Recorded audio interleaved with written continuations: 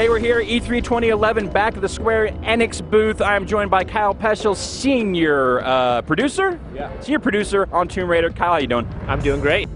Now, what we saw at the Microsoft press conference, pretty far cry from the typical, usual Tomb Raider experience, but it seemed like we are still seeing kind of the exploration, the puzzle solving, and just the elements that you kind of expect from a Tomb Raider game. What you're finding is a character that's not Teflon anymore. Like, things are sticking to her. There's impact, there's emotion, there's weight to who she is, to the character art that she's part of, to the work that the creative team has really done in bringing her front and center and having you feel this tie to her as she moves through the world, as she falls down out of this cocoon-like sack and there's a huge piece of rebar that just penetrates her side and you're like, oh damn, like that's serious, right? Like that has impact, and she reacts as if it has that same impact.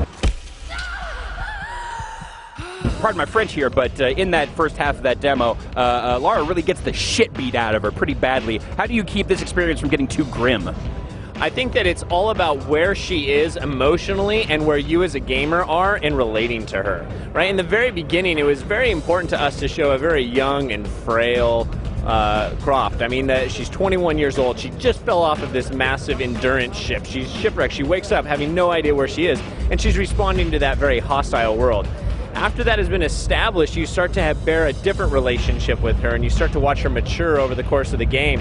And you find that as you find yourself in situations, it's relatable, it's understandable on where she is, and you have compassion for that.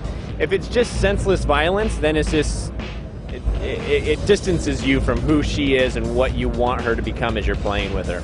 You know, Crystal Dynamics has been kind of ushering the Tomb Raider franchise for a while here. Has kind of already had a reboot. What inspired this another go at it? I think that as developers, we have a huge amount of pride in the games that we work on, and Noah and the team at Crystal has done a great job of saying, hey, we finished a story that was trying to be told between Legend and Anniversary and Underworld, and now it's about the lore that we as Crystal want to make and that we want to play and be an expression of artistic, endeavors from the team, and see a character that you go, man, I kind of felt something for that. That was a memorable moment as I was playing through. I commonly reflect just myself. In one moment, I'm claustrophobic. Yeah. And there's this scene where like we just crunch it down and the camera's in there with her and she's in and there's a foot of clearance and her hand's touching the ceiling and the torch being snuffed out.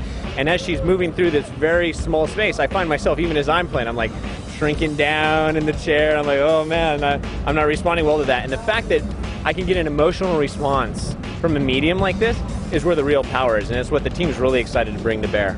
Now, do you consider this a full-on reboot, or is this like, if you were to continue down this path, are we going to see kind of a different future for Lara, or is this kind of representative of where the character as we know her is coming from? There's a very common sense approach to this. Is a reboot for sure. This is showing her origin. It's about taking her and making her into a survivor. At the end of this game, you're not going to find her in like hot pants or something like that, and her proportions changed. It's about us saying this is the first note in a complex piece.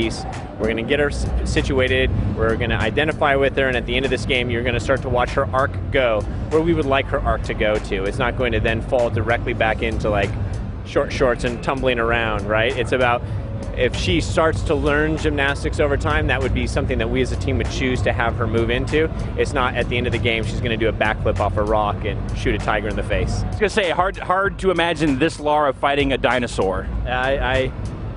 You never know what that world has in it, right? But I could see how you'd feel that way. Excellent, Kyle. Thank you so much for your time. Thank you, everyone.